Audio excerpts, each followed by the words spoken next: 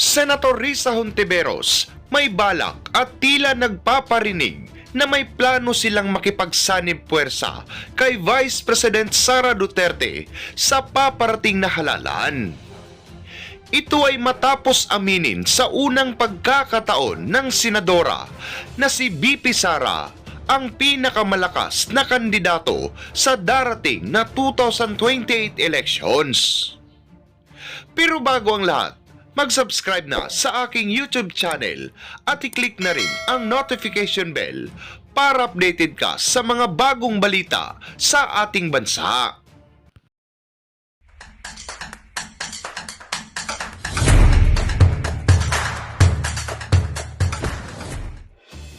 Ika nga sa kasabihan na if you cannot beat them, join them.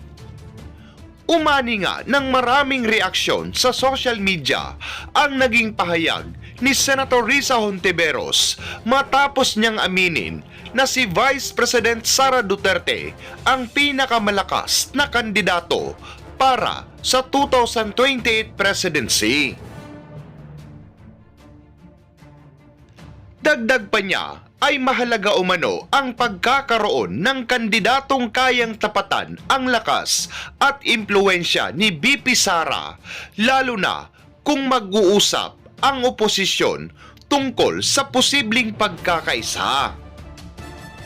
Ang gusto namang tukuyin ni Risa na posibleng tatapat sa lakas ni BP Sara ay walang iba kundi ang sarili niya. Ayon pa sa balita, strongest contender. Naniniwala si Senator Risa Hontiveros na sa kasalukuyan si Vice President Sara Duterte umano ang pinakamalakas na kandidato sa darating na 2028 elections. So, kung pipili kami ng kakandidato sa hanay namin at mag-unite kami sa kaniya, kailangang maging kasinlakas ng kandidatong yon at kalaunan maging mas malakas sa kandidatong yon.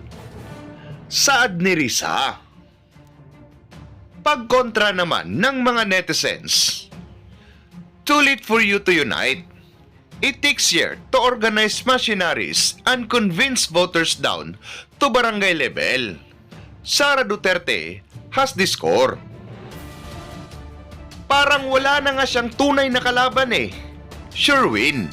Huwag lang mag-magic in. Admittance, simple acknowledgement of facts. The Aguila of Davao is destined to sit in Malacanang as the next president of the Philippines. Ilalampaso talaga kung sino man ang makakalaban niyan. Kahit sino sa kanilang magkakapatid ang tumakbo, next botohan, susuportahan yan ng taong bayan. Habang pilit nyo silang pinapabagsak at binabato ng kung ano-anong masasamang bintang, mas lalo silang minamahal ng taong bayan. Mukhang ang gagawa na naman ng taktika ang mga dilawan, makasabay lang sa kasikatan ng mga Duterte. Ano ang inyong masasabi sa usaping ito? Mag-comment lamang sa baba at maraming salamat sa panunood.